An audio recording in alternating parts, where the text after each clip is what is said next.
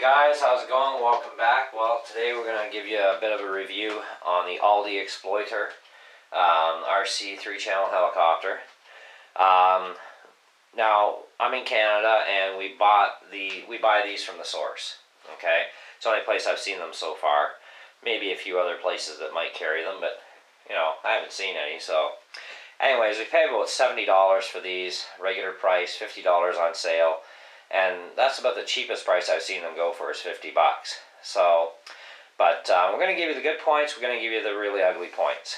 Now, the good points, let's start with the remote control here. Now, it's pretty simple and basic. You've got your throttle, which stays where you put it. You've got your left and right, forward and backward. You can go into corners. You can rotate to get other sensitivity and other type of control.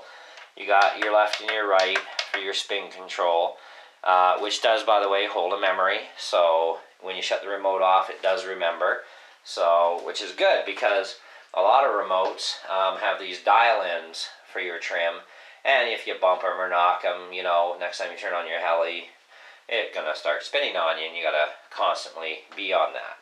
So this is actually a really good benefit for the type of helicopter it is, you know, and the price, etc. I mean, that's a really nice feature, you know, so you basically, you set it up once, you know, and you forget about it. So it's kind of cool. I actually haven't tried pulling the batteries out and letting it drain overnight, you know, to make sure there's nothing left in the circuits to see if it actually messes with it or not, but we'll try that experiment at a later date. But anyway, on with the review. The helicopter itself is mostly metal, which is cool because that's what these things pretty much are all the same build type. You know, a little bit of plastic, lots of metal.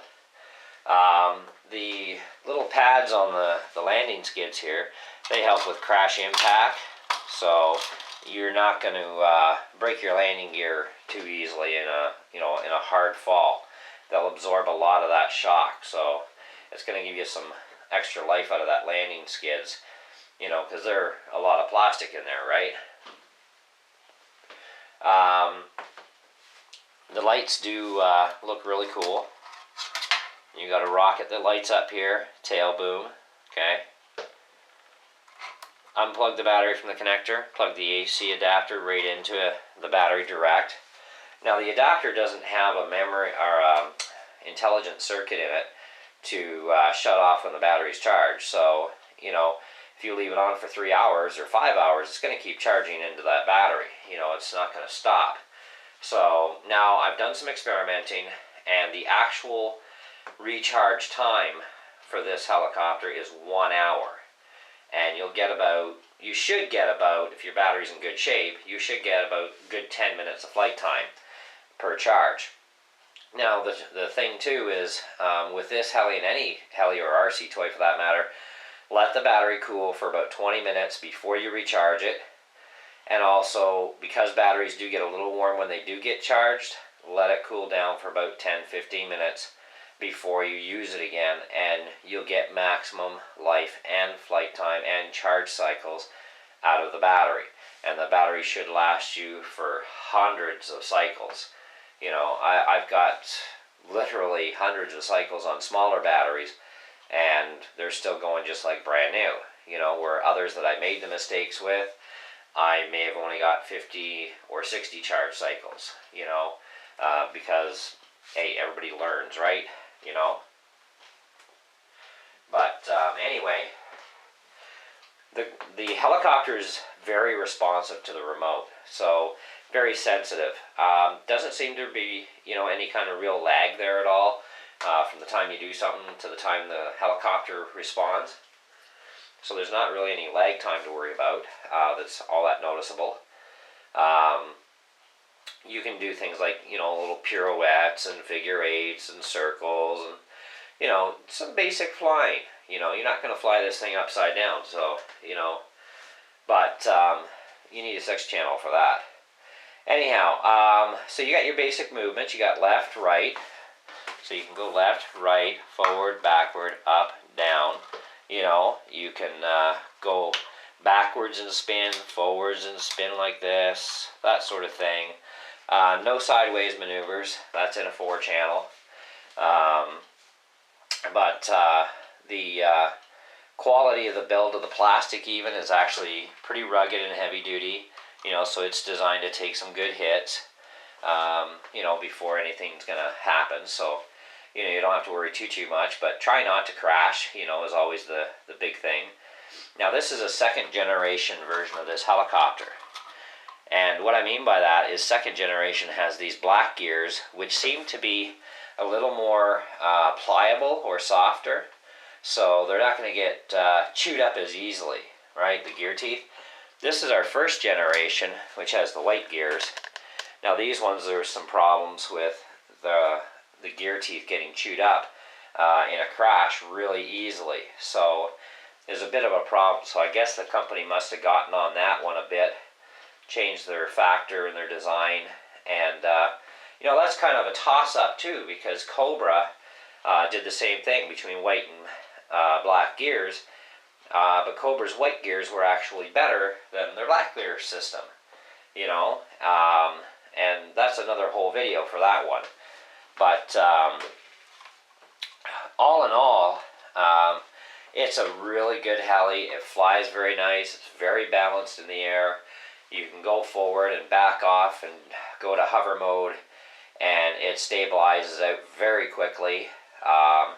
I have experimented with different blades at the back, and I found that the one that comes with it is actually the best, so not a problem there.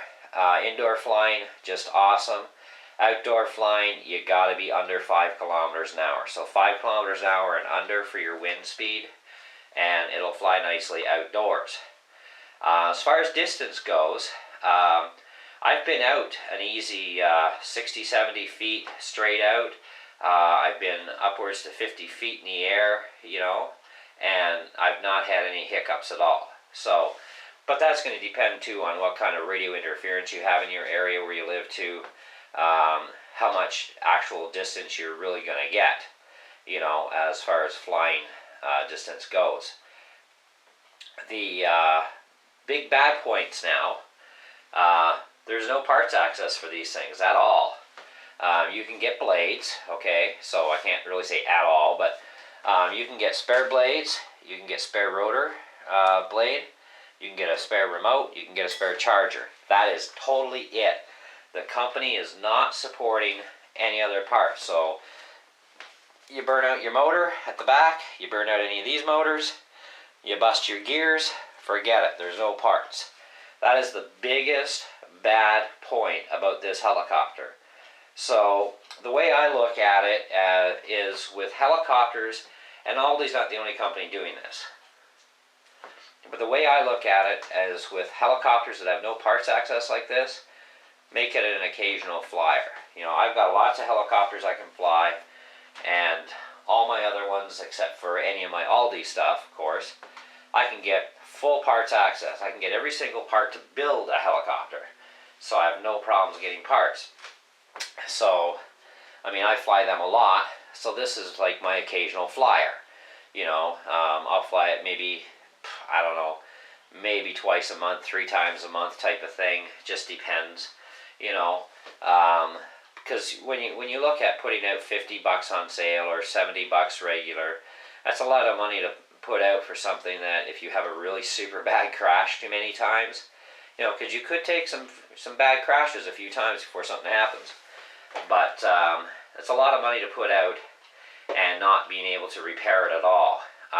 Now, I am still checking around as I buy helicopters to see if I can find compatible gears. And, same thing with compatible motors, etc.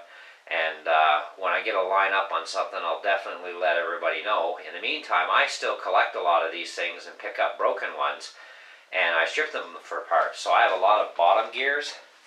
I've got lots of motors. I got lots of every part of the helicopter except for the top gear, which controls your bottom blade. And that's the most common gear in any of the helicopters. It seems to go first. Now, as far as chewing teeth up goes, that's anybody's guess how that's happening. maybe the throttle stayed on and you forgot to shut it off when it crashed, and the brass pinion can rip into the gear, and you do that too many times, and you're going to have a big problem, and you're going to bust your gears and chew the teeth out. With the crashes I've had, there's been very minor ones with these, and they're still running just like brand new, and not one speck of damage anywhere. No real wear on them because I'm really not flying them much, but they are a good helicopter. So, just because there's no parts access, don't let that deter you from buying the helicopter. Just buy it on sale, and you'll do better, because even at $50, I guess, for $50, I guess it would be all right on sale. But I mean, in the real world, in realistic terms, because of the lack of parts available, and its critical parts, these things, in my opinion, shouldn't be selling for more than probably $30. Because anybody can put out $30, and if you kill the thing after 20 flights or 30 flights, you've got your $30 worth, and then you just go buy another one, and, if, parts break on it that you have spares of on the other heli, you can strip for parts and replace it and rebuild it once at least. So, there's your good points, your bad points, the real ugly stuff. Now we are going to do some video coverage for indoor flying to show you how it flies indoors as well as outdoor once the wind dies down enough. We'll have some videos for that too. So in the meantime, I hope you enjoyed this video, got a lot of information out of it. I know I do a lot of research myself, and you got to take a lot of stuff with a grain of salt. But I'm being right up front with you guys, and these are my findings, my own opinions, and overall, it's a good heli, and it is a lot of fun, and it does fly nice. Just make sure that before you go and spend the money on it, you've got a lot of flight time in on other ones, so that you don't smash it up right away, because no matter how good you get, you're still going to have the odd crash at least once in a while. But anyways, happy YouTubing, take care, and we'll see you in the next video.